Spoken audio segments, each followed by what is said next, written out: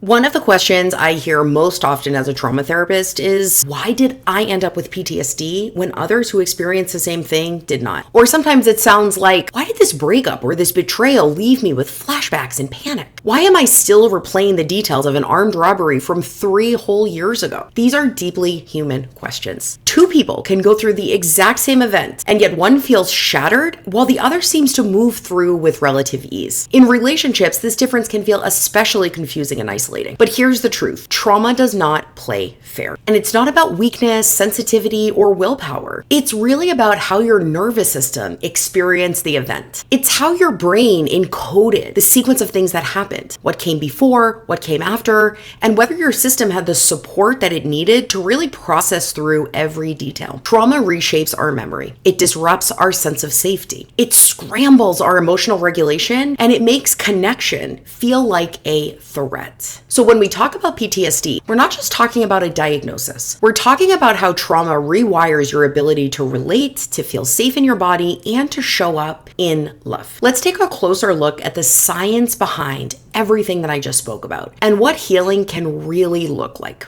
Let's start with the nervous system, because that's where trauma lives first. It's like your body's internal alarm system, constantly tracking for safety. When something overwhelming happens, that system can get stuck. It's either on high alert or it's totally shut down. And that shows up everywhere. Your sleep, your ability to relax, the amount of food you eat, your desire to eat, even how you interpret your partner's tone of voice. If your body is still in defense mode, connection gets really hard. You might misread safety cues or miss them entirely. Understanding your nervous system is the foundation for rebuilding trust with yourself and with others. Here's a simple way to think about it. Imagine your nervous system like a cup. Every stressor, big or small, adds one drop. Some are tiny, some are tidal waves. But your cup doesn't differentiate between those two. It just fills up. When it overflows, that's when you snap or freeze or pick a fight with your partner and cannot explain why. This is not about willpower. It's about capacity. And trauma shrinks that capacity. In partnerships, that overflow can get misread as indifference, overreaction, or even rejection. But often it's your nervous system just saying, I am totally maxed out.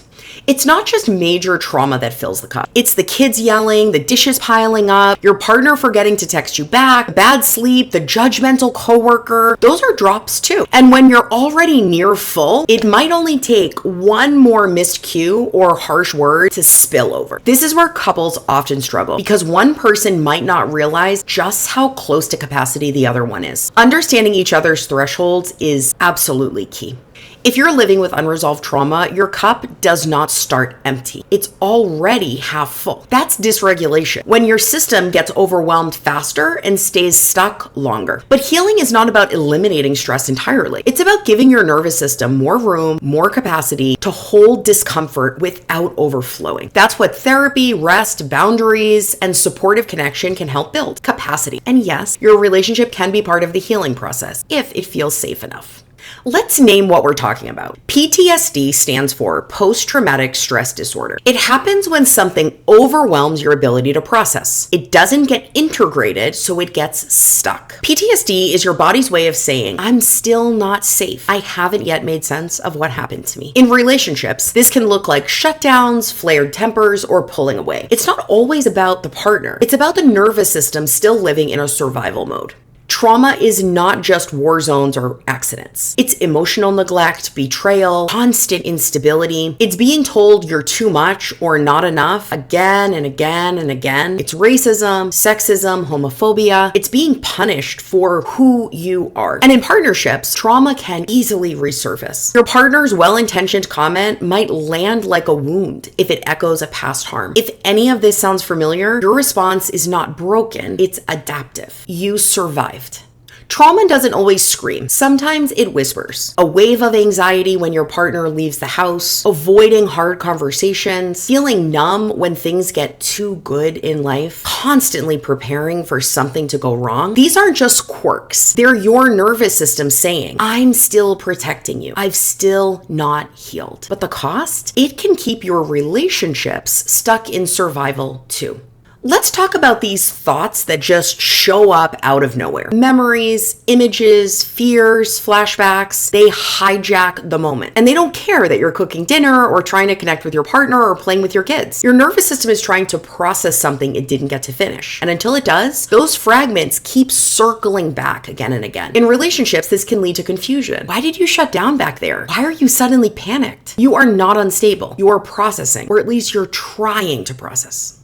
Avoidance is your body's favorite short-term solution. Don't go to that place. Don't talk about that thing. Don't feel that feeling. Totally understandable. But it comes at a big cost. The more we avoid, the more we disconnect from ourselves, from our partner, from our friends, from our colleagues, from our children. It can look like disinterest. It can sound like silence, but underneath, it's protection. The antidote is gentle, titrated engagement. Tiny steps towards safety together.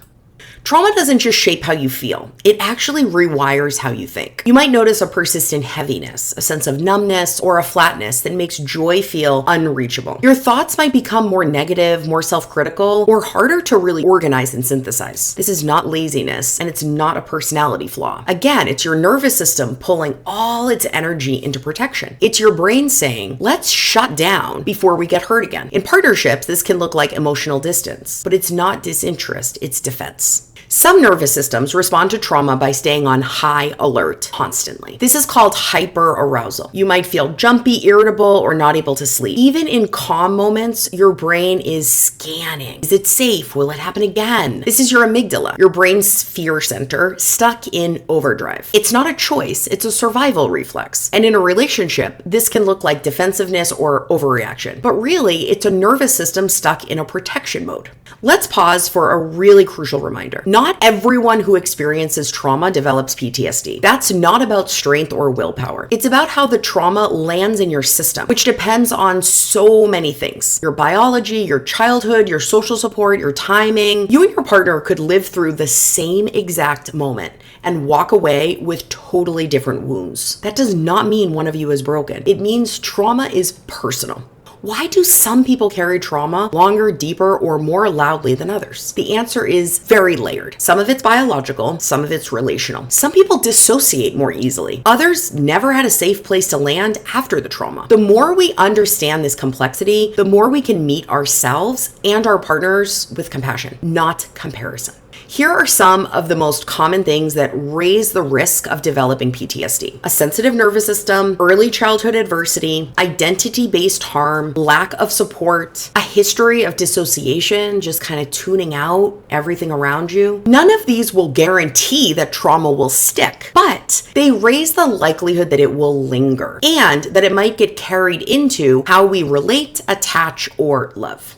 Some people are born with a nervous system that's just more reactive. They feel more, they register threat faster. This isn't fragility, it's sensitivity. And sensitivity is actually a form of intelligence. But in trauma, that same sensitivity can leave deeper marks. In partnership, this might show up as reactivity, but underneath is just a system that's tuned louder than other systems.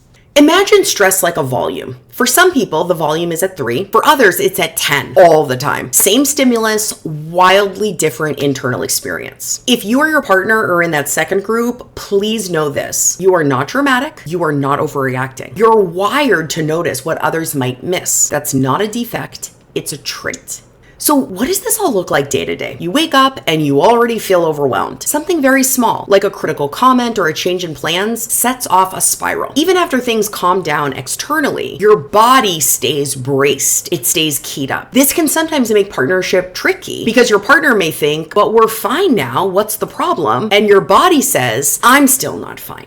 When trauma happens in childhood, it doesn't just hurt, it builds the blueprint. If you grew up with chaos, neglect, or fear, your brain actually wired itself around those conditions. You learn to expect threat, to anticipate abandonment, to question your worth. This becomes the unconscious map we then bring into adulthood and into our relationships. And it can take time to redraw that blueprint. Here's what that wiring can look like neurologically. The amygdala, the fear center, grows a lot stronger. The prefrontal cortex, which helps with logic and calming down, gets harder to access. The hippocampus, responsible for memory and context, struggles to organize the timeline of events. That's why trauma can feel disorienting, foggy, or even irrational. It's not because you're broken, it's because your brain adapted over time. And adaptation is the body's deepest form of wisdom.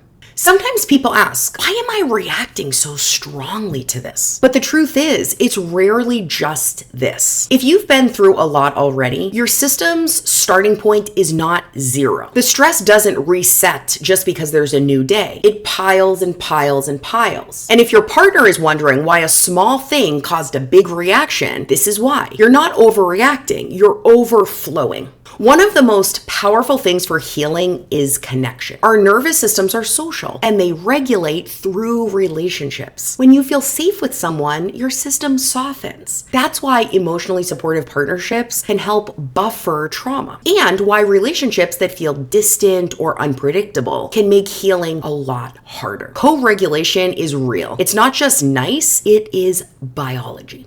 If you grew up with consistent care, emotional attunement, and safety, you are biologically wired to more likely trust connection. That's called a secure attachment. But if love was conditional, if it was chaotic, or if it came with pain, your nervous system may brace, push away, or chase closeness very anxiously. This shows up in partnerships all the time. It's not about being too much or distant, it's about protection. Let's say this clearly. Just because you adapted does not mean you're broken. Avoiding closeness, checking out, bracing for rejection, these were once very effective survival strategies for you, and they worked. The challenge is, those same strategies can actually get in the way of intimacy today. So the work isn't to shame your coping, it's to update it gently in relationships that feel safe enough. When trauma overwhelms us, the brain doesn't store it like a normal memory. It fragments it. That's called dissociation. It's why you might not remember all the details or feel like it kind of happened in a dream or in a fog. This is your brain trying to keep you alive by separating you from the pain. In partnership, this can look like shutting down or going blank. It's not a lack of love, it's self-protection. Fragmented memories don't just show up in thoughts. They show up in sensations in the body. A smell, a tone of voice, a gesture. Your partner might not understand why something small triggered something big, but your body remembers what your mind has tried to forget. In therapy, we reconnect those pieces, not to relive the trauma, but to finally finish it. After trauma, we create meanings. It was my fault. I should have known better. I'm too much. I'm not good enough. These stories live within us. And in partnership, they sneak in very subtly. My partner's gonna leave me. I don't deserve this love. But meaning isn't fixed. We can learn to tell the truth more clearly. Not why it happened, but what it doesn't mean about us and what it does mean about us. Here's something most people miss. The aftermath of trauma can actually be more damaging than the traumatic event itself. If you were met with blame, silence, or minimization, it cuts so much deeper. That's especially true in romantic relationships. If your partner shuts you down, changes the topic, or gets scared, that matters. Because repair isn't just about the original harm, it's about what happened next. Trauma is not just emotional, it's structural. It changes three key parts of the brain. The amygdala, the fear center, gets louder. The hippocampus, memory, gets very foggy. And the prefrontal cortex, logic, decision-making, goes totally offline. So if you can't think clearly in an argument or forget what you meant to say, it's not you. It's your brain doing triage. Your partner's confusion, it's real. But the biology helps to explain why. In ideal conditions, the brain processes stress on its own. We reflect, we feel, we talk, and we sleep. And eventually, it moves through the pain and distress and gets to the other side. But trauma disrupts that process. The experience gets stuck, like a file that never fully downloads. That's why PTSD isn't about what happened, it's about what never finished happening. Healing is not about forgetting. It's about helping the nervous system file it away safely. What hurts most isn't always what happened. It's what it meant. That you weren't protected, that no one believed you, that love wasn't safe, that your caregivers didn't protect you in the ways they should have. Those meanings get woven into how we see ourselves, especially in relationships. So when your partner pulls away or raises their voice, it's not just them, it's every moment you felt unloved or unsafe coming to the surface once again. Healing means gently questioning those old meanings and making room for new truths. You are worthy, you are lovable, you are capable, you are not the thing that happened to you. Now, let's move into what's called complex trauma. It's not one big event. It's a whole atmosphere. Growing up scared, invisible, braced for something, it's relational, it's daily, and it's ambient. In partnerships, complex trauma shows up in a million subtle ways, like flinching when comfort is offered, or doubting the good because you've never really known safe love before. And if you're the partner, close friend, or family member watching this, it's not your job to fix it, but your presence helps more than you will ever know. A single trauma feels like a wound, sharp and obvious. Complex trauma feels more like a fog. It's hard to name, it's even harder to validate, and it's often abjectly dismissed, but it's real. And when you're in a relationship, that fog can creep into your connection, making things harder to see clearly. Healing complex trauma means gently peeling back the layers with patience and compassion, not urgency. Here's a hard truth. Most complex trauma happens in relationship, which means healing has to happen there as well. It was a caregiver who neglected you, a partner who betrayed you, a system that erased you. When the person who was supposed to protect you was the source of harm, love becomes very confusing. In healing, the work is learning to trust again, not blindly, but wisely. And if you're doing that in real time with a partner, it's messy and it's also very brave. Living in long-term threat trains your system to stay on high alert. It learns that safety is temporary and calm is suspicious. So if you're in a good relationship now, but you feel anxious or even start fights, you are not sabotaging. Your body is asking, can I trust this? Can I trust that this will really last? That's not dysfunction. That's your nervous system doing what it was taught to do. Complex trauma becomes the air that you breathe. It's not just something that happened, it's something that you actually lived in, that you grew up in, that you matured in. And when that's true, safety doesn't feel relaxing. It feels disorienting. This is why healing can feel so slow, because you're not just building new thoughts, you're building a new baseline. And in partnership, it helps to name this, so you can both stop confusing safety with boredom or chaos with passion. So when we zoom out, PTSD is not just a label, it's a map of your biology, your memories, your relationships, and all of your adaptations. And that map tells a story, not of brokenness, but of survival. Understanding the pieces helps us know where to go next. For you, for your partner, for your friends and your family, for the love that you're trying to build. Here's where I will leave you. Healing is absolutely possible, even if it's been decades, even if it still really, really hurts. The brain can change. The body can learn to feel safe again. Your story can be held differently this time. With the right support, EMDR, somatic work, trauma-informed therapy, couples therapy, you can move from surviving to living, from bracing to breathing, from protection to connection. You are not too late. You are right on time.